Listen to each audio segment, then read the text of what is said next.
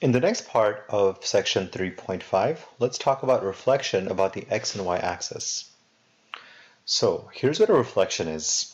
If it's a reflection about the x-axis, which is the horizontal axis, it basically means we're taking the graph and imagine that you're rotating it about that axis. So you're going to flip this graph downwards. When does that happen? That happens when the function y equals f of x is multiplied by -1. In other words, when the argument has a negative outside of it, that's when we have a reflection about the x-axis. For example, let's sketch a graph of f of x equals to negative parentheses x minus 2 squared minus 1. Now the main thing we have to know here is that the reflection is always going to be first. Okay, take care of the reflection first. You can do it mentally, you can sketch it, it's up to you. I'm going to do it by sketching it to show you guys what's going on. Now, first of all, how do we know that it's a reflection about the x-axis? Well, when the negative is outside of the argument, so the argument is x minus 2, that's the expression containing the variable. When the negative is outside of the argument, when this happens, we have a reflection about the x-axis. So let me do that first, and let me do it in a different color so we can see what's going on. So always do the reflection first. So the graph is going to flip about the x-axis, and it's going to look something like this. Now again, it's not exact, just doing a quick sketch. So do the reflection first. We have a negative outside the argument, so we flip it over the x-axis. Now, let's do our transformations. X minus 2, whenever we have a transformation of x minus h, that means we are going to go h units to the right. So x minus 2, we are going to go 2 units to the right. Why? Because we want to figure out which value of x makes that expression equal to 0. So we're going to go 2 units to the right, and then the -1, it means we're going to go 1 unit down. So our vertex goes from being 0, 0 to 2 units to the right and 1 unit down. And because of that negative sign outside the argument, our graph is flipped upside down. So this is going to be, this graph in red is going to be a sketch of the graph. F of x equals to negative x minus 2 squared minus 1. So in other words, we moved it 2 units to the right, 1 unit down, and then because of that negative, we flipped it over the x-axis. So we flipped it from going up to going down.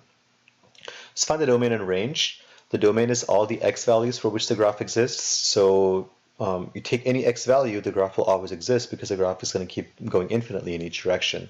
So our domain will be -∞, infinity. Now our range, let's find the lowest and highest y values for which the graph exists. So the graph is going to, vertically speaking, the graph is going to go towards infinity. So we don't have a lowest y value because the graph is going to approach -∞. But we do have a highest y value. Like let's take 0.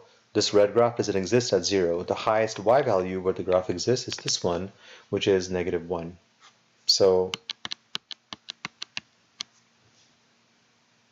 our range is going to be -∞, -1.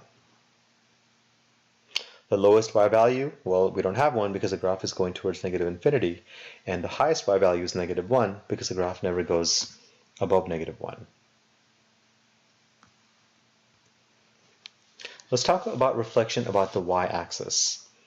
When the actual variable x has a negative sign, so when the x is being replaced by a negative x, we have a reflection about the y-axis.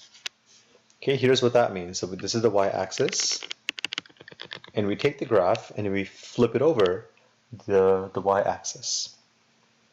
Okay, so for example, this is the parent function f of x equals to radical x. And remember, always do the reflection first.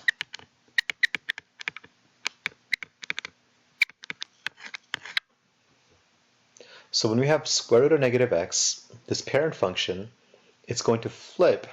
So imagine it's reflecting over the y-axis. So it's like you're folding the paper in half on the y-axis. So the graph is going to look like this. Instead of going this way, it's going to flip over, and it's going to go this way.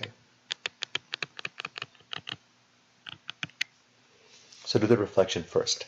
And then we can do our transformation.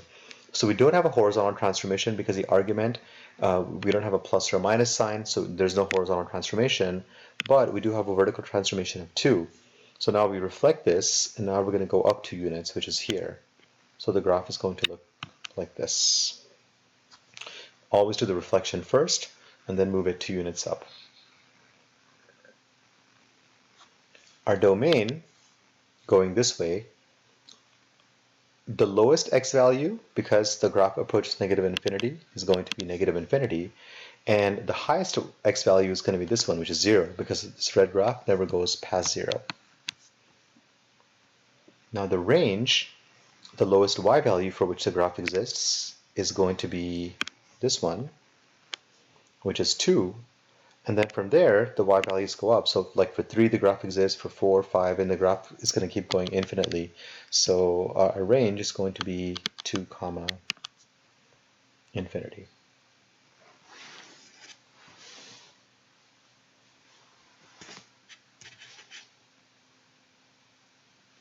Now vertical stretch and compression, we're going to talk about this in class. Now lastly, let's do some examples. We'll do a couple of them in this video and then a couple of them in class. So let f of x equals to 2 radical x. G of x is a graph of f of x shifted down 6 units and left 2 units. We want to write a formula for g of x. Okay, and then the original function is f of x equals to 2 radical x. So let's start with actually the horizontal transformation first. We're going left 2 units. Now remember, if you have x minus h, that goes to the right. If you have x plus h, that goes to the left. So because we're going 2 units to the left, the argument is going to be replaced by x plus 2. Okay, it's always so if you're going left, you're adding. If you're going right, you're subtracting. Because you want to think about it like this, which value of x makes that equal to 0? X equals negative 2. So when you go 2 units left, we're going to add 2. Then we are going to shift down 6 units. So the vertical shift, that's going to be outside the argument, which is going to be minus 6. And this will be our function g of x. So remember, x minus h, the function shifts to the right. X plus h, function shifts to the left. If let f of x equals to x squared, and g of x is a graph of x squared reflected about the x-axis. Shift it up 16 units and right 12 units. Write a formula for g of x. We got a lot of things going on here. Okay, let's start with the reflection. Now, if there's a negative sign in front of the argument, this is a reflection about the x-axis.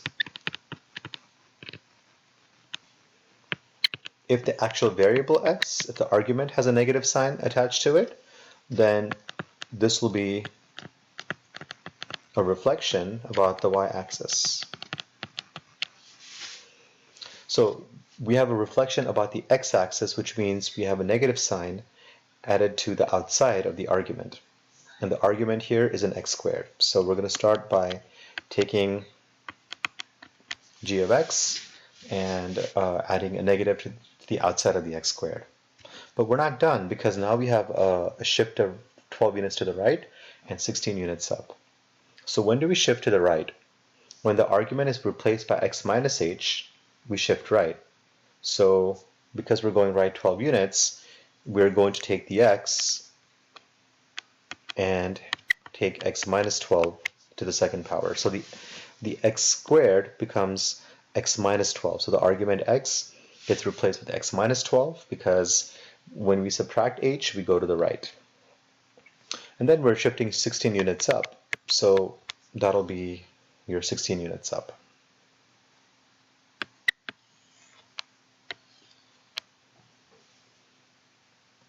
And then 3 and 4, we will go over those in class.